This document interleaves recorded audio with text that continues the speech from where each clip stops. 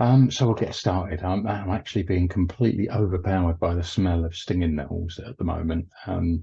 It's been changeable weather here, and it's glorious sunshine outside at the moment, making me feel bad for being indoors.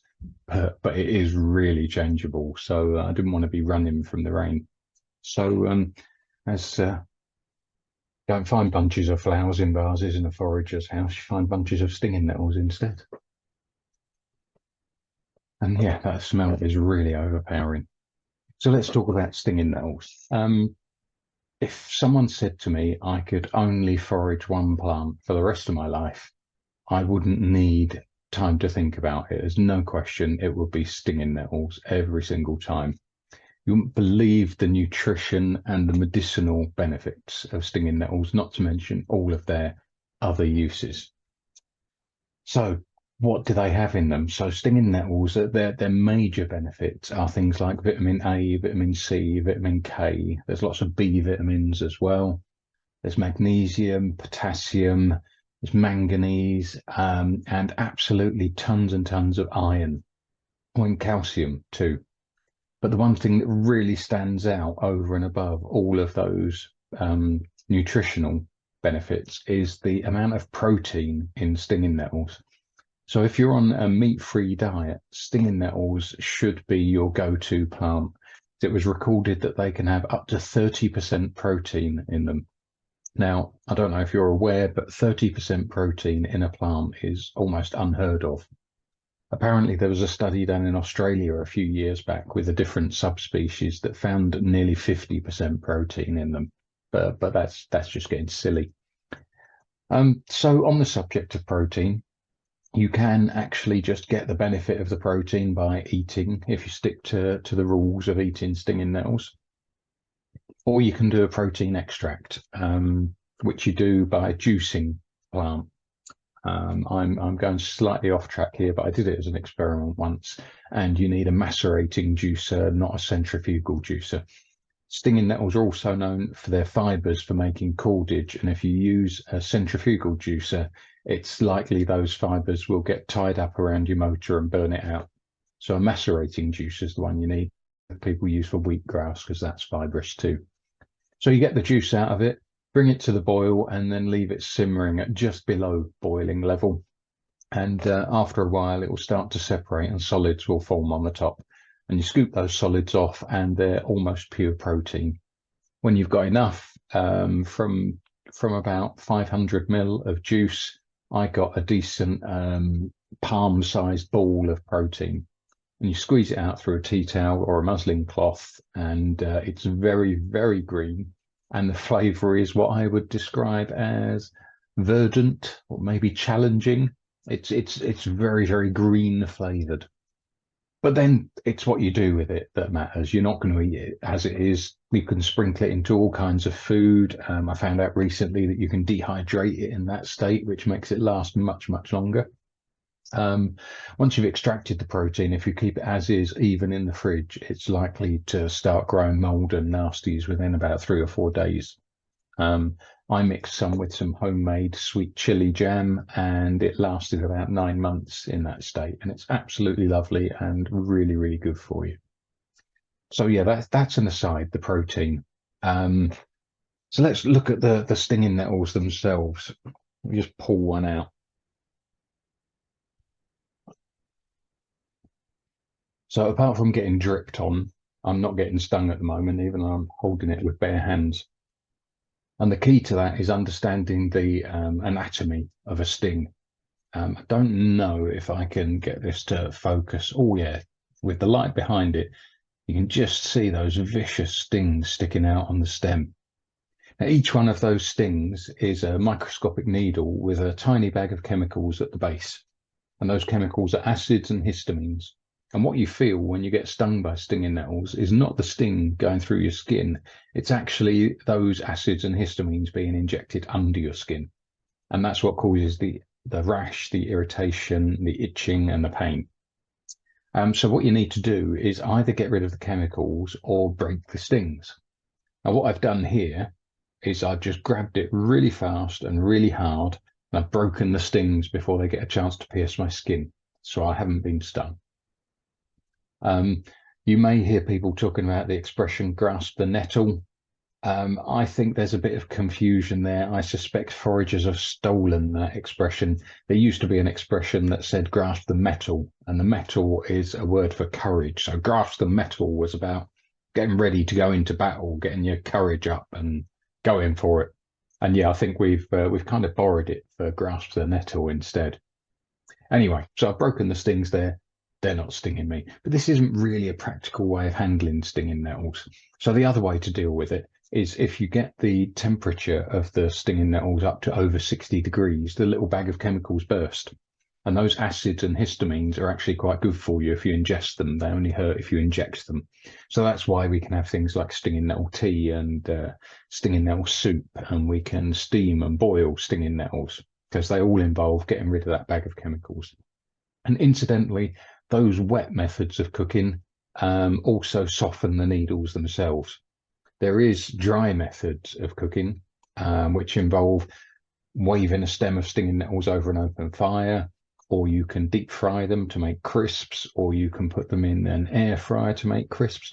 All of those methods will get rid of the bags of chemicals, but they leave the stings intact. So if you eat a lot of stinging nettles like that, you won't get stung, but you will feel a bit of tingling around your tongue and your lips. And that's just caused by the stings are still piercing your skin. They just don't have any chemicals to inject in there anymore. Yeah, so that's the wet and dry cooking methods. So what I usually do in one of these classes is I can't do it here. It's not practical. What I would usually do is pinch off one of the top leaves, lay it flat on my palm, and hit it with my other hand and demonstrate that you can break the stings, and in doing so it means that it's safe to eat raw. And they have a sort of, spinach has that sort of zingy flavour to it. Stinging nettles taste like spinach, but without that zing. But what they do have is a sort of aftertaste of nuts, which is really, really nice, especially when you've made stinging nettle crisps. They are absolutely tasty and gorgeous. So what else can I tell you about stinging nettles? I've got to be honest, I've been running 1 hour stinging nettle workshops and running out of time doing that. So trying to fit this into 15 or 20 minutes is a bit of a challenge, but I'll go for it. So yeah, so we've established that you can use it as a direct replacement for spinach. So you boil it or steam it. I like to steam stinging nettles and put them on homemade pizzas. So you have the pizza base, tomato sauce, and a layer of steamed stinging nettles, and then whatever toppings you want on top of that. And it's really nice. You can also you can use it. That's a good question, Jan. Right now, looking at this stinging nettle plant, I would pick the top 4 to 8 leaves. So that's 2, 4, 6. So down to this set of leaves. If I wanted to be really careful, I'd just stick to the smaller upper ones up here. And the reason we do that is because as the leaves get older, they start to build up crystals inside. And those crystals, although the crystals aren't toxic or poisonous, they will give you a bit of an upset stomach and yeah, just give you a bit of a bellyache and an upset stomach. But we want to avoid that, so we just take the top 4 to 8 leaves. So you may have heard things like you shouldn't pick and eat stinging nettles after May. Well, absolutely not true. Any arbitrary dates like that are generally meaningless. They usually come from facts and from a good meaning, from good intention. But actually what they go back to is the fact that you shouldn't pick stinging nettles after they've started to flower. So speaking of which, I'll just get rid of this one and bring this round. So you can see these stinging nettles are starting to flower, which means I can't pick any of those and eat them, because once they start to flower, even the top leaves develop those crystals. However, that doesn't mean that I can't use them, because in any process where we're making something from stinging nettles and discarding the plant material, we don't get the crystals. And so I brought these along to show you. These are stinging nettle cordial. Stinging nettle cordial is stinging nettles, water and sugar. Dead simple to make and really, really tasty. I don't know if you can see the difference on camera, but this one is much paler coloured than this one. This one was made in Wales, this one was made in Derbyshire. You'll find some are much redder, Some are much greener, and yeah, there's just a bit of variety out there. And going back to the stings, you'll find there's a variety in the stings as well. When I was a teenager, I was in Germany and I was shown how to grab the base of a stem of stinging nettles and run your hand up it and not get stung, and it worked fine. And being a teenager, I came home and wanted to show off to everyone I knew. So I did it here and got horrendously stung all over the back of my hand. And that was when I learned that there are different subspecies of stinging nettles, and they have stings in different places. And there's one in Europe that doesn't have stings on the underside of the leaves or the stem. Unfortunately, all the ones in the UK do have stings there. Some have stings on the top of the leaves, some don't, but they all have them on the stem. So that's one thing to watch out for. So the flowers, quite apart from understanding that we shouldn't pick and eat from them when they produce these flowers, there is a difference in the types of flowers. And you will find some are more red, some are more green, and some are more bushy, some are more thin and stringy. It's not the colours that you want to look out for. So male flowers, the plant's known as Urtica dioica. Dioica just simply means that it has male plants and female plants. So the male plants will have flowers that will pollinate the female flowers, and the female flowers produce seeds. The seeds have all the nutrition that I just spoke about, but they're also packed with energy. So they're really, really good for you. However, you need to know the difference, because if you go foraging from this plant, for example, when you think it's producing seeds, what you're eating is dead flowers. There are no seeds on the male plants.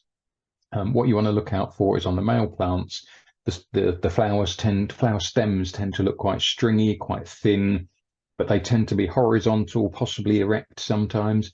On the female plants, the flowers are much bushier and droop downwards because they're heavier, and those ones are going to produce the seeds, and that's what you want to be going after. Yeah, so once you've got the seeds, you can use them. They keep quite well. They're even better when they're dehydrated, and you can use them in place of, you'd use sort of chia seeds, that sort of thing. You can put them in smoothies, you can grind them up and use them as a matcha powder.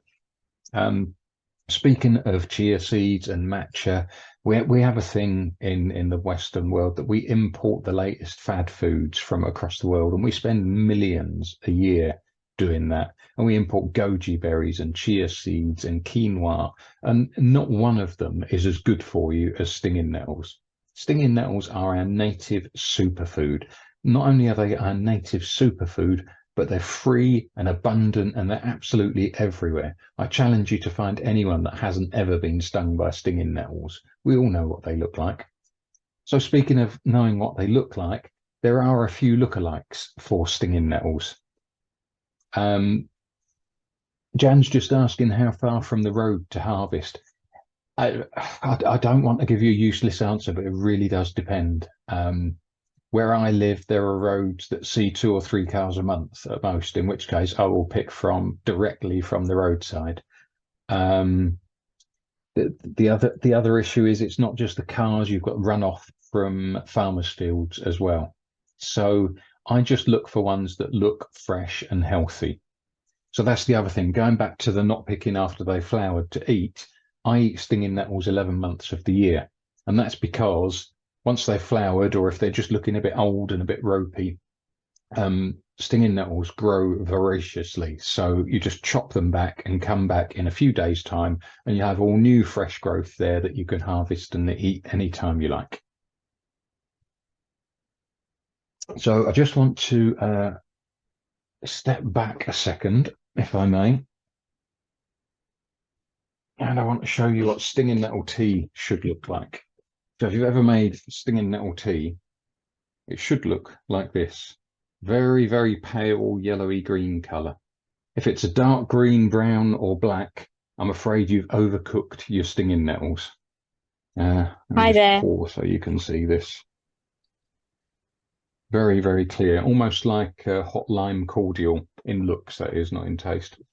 But in taste and smell, it smells fresh and green and just really, really nice and healthy and good for you. In fact, I'll demonstrate. Don't let it be said I won't drink my own medicine.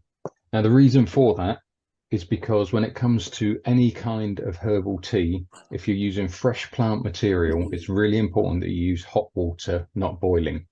If you use boiling water, it's likely to change the chemical makeup of the plant, and it'll either make it taste worse or it'll make it have different properties. So you might lose the medicinal properties. And that's what happens with stinging nettles. When you boil them or put boiling water on them, it tends to bring out the protein, which gives it a musty, meaty smell and flavour, which is great if you're cooking with them, if you're making stinging nettle soup, or if you're putting them into your food. But as a tea, you don't really want musty and meaty flavours. So any kind of herbal tea with fresh plant material, use hot water and let it steep for a couple of minutes rather than trying to use boiling water and have it straight away.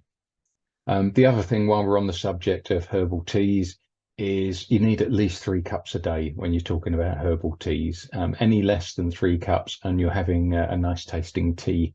It takes more than that to get the herbal benefits. If you want a nice tasting herbal tea and you only want 1 cup a day, it won't do you any harm. I'm just saying to get the real medicinal benefits, you need a little bit more. Dried herb plant material is absolutely fine, but you can use boiling water on that. I mean, we all use boiling water to make our cups of tea, don't we? So that works absolutely fine. It's just the fresh stuff that's important. So I'm running out of time, but I want to mention one more thing about stinging nettles before I go. Like I said, I've got hours and hours of material, but I've only got so much time. Stinging nettle stings. Once you've got a stinging nettle sting,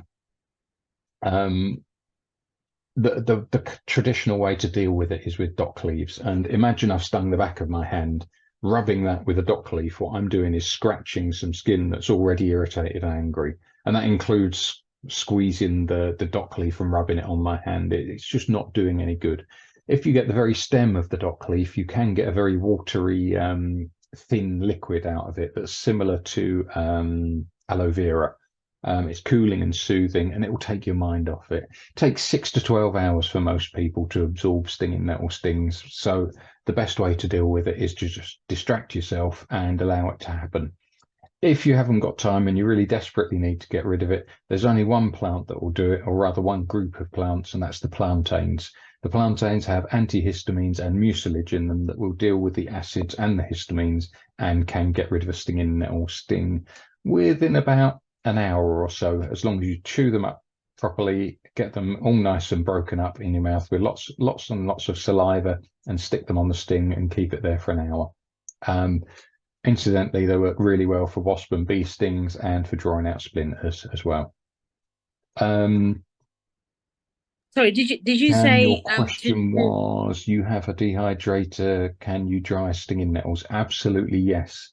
Dry still the top 4 to 8 leaves, dehydrate them and break them up into a powder, and then you've got stinging nettle powder that you can add to all of your meals and get all of that nutrition and goodness out of them.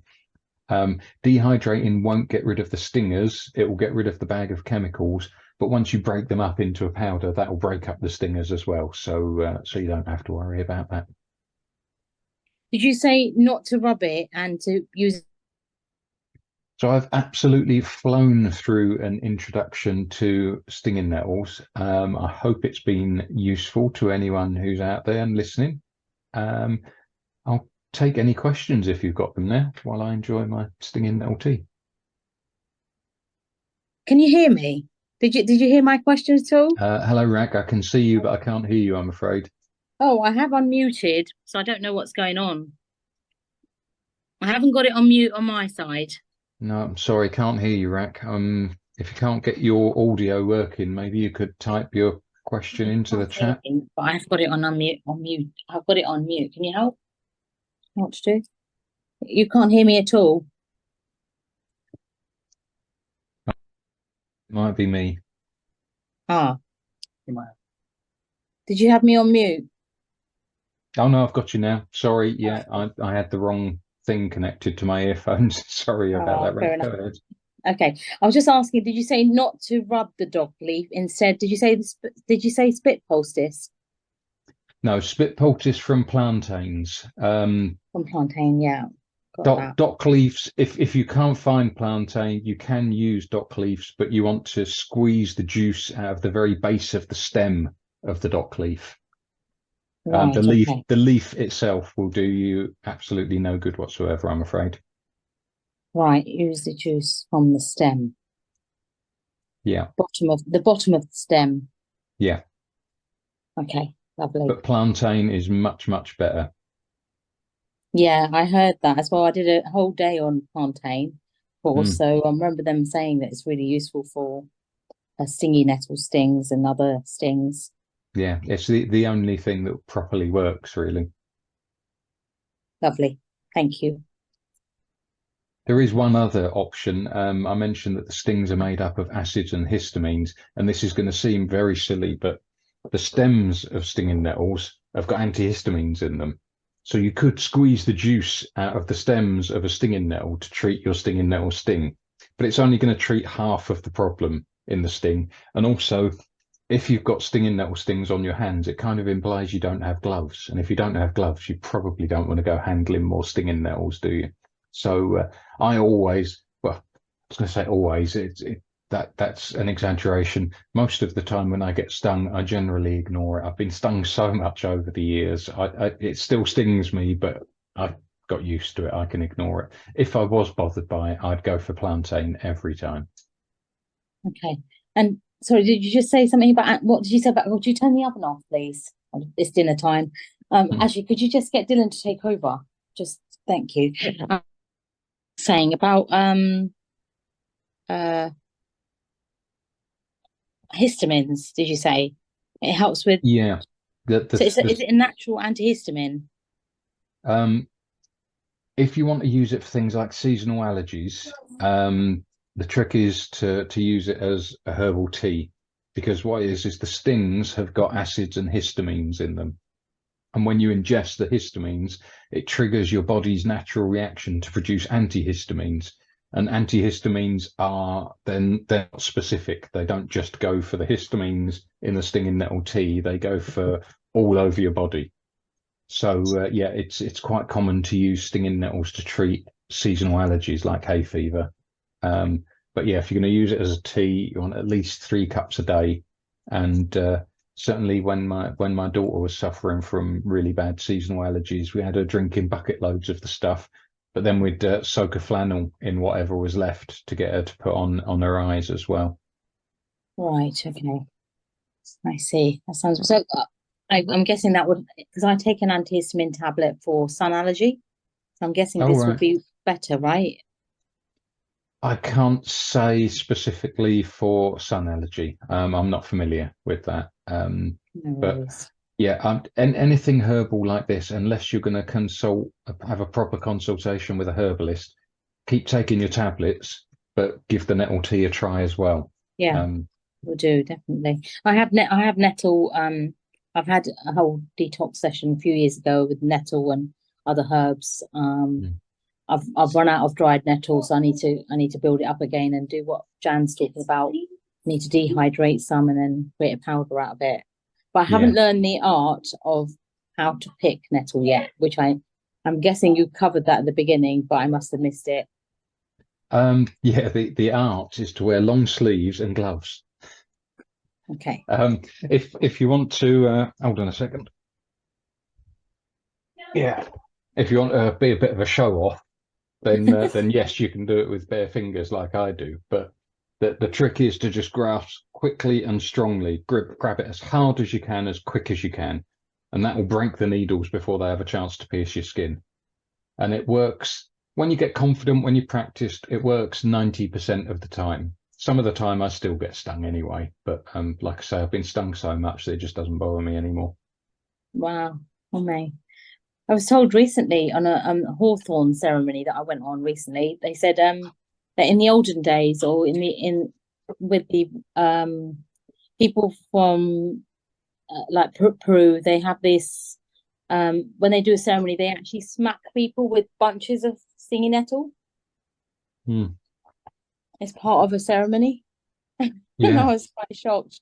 But Well, there's a story that Roman soldiers used to whip their legs with stinging nettles before going into battle because it draws the blood to the legs, which gives you more energy, but also it numbs your legs as well. So if they're running into battle and happen to run through a bramble patch, They don't notice that their legs are getting cut and torn because yeah, it's just something they did. Also, it's been studied for inflammatory arthritis. There are people out there that sting themselves on their hands and on their knees to treat inflammatory arthritis. Only works with inflammatory arthritis, unfortunately. I've got osteoarthritis in my knee and it doesn't work, which is a pain. But one of those things, yeah, I'm using Comfrey for that instead.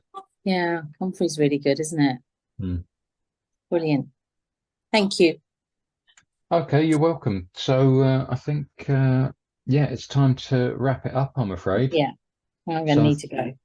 So thanks for coming. And, thank you. Thank you so much for your time again. Another time. You're welcome and enjoy your dinner. Will do. Thank you. Take care and I hope to see you in a couple of weeks. Yeah, that's great. Thanks. Bye. Bye.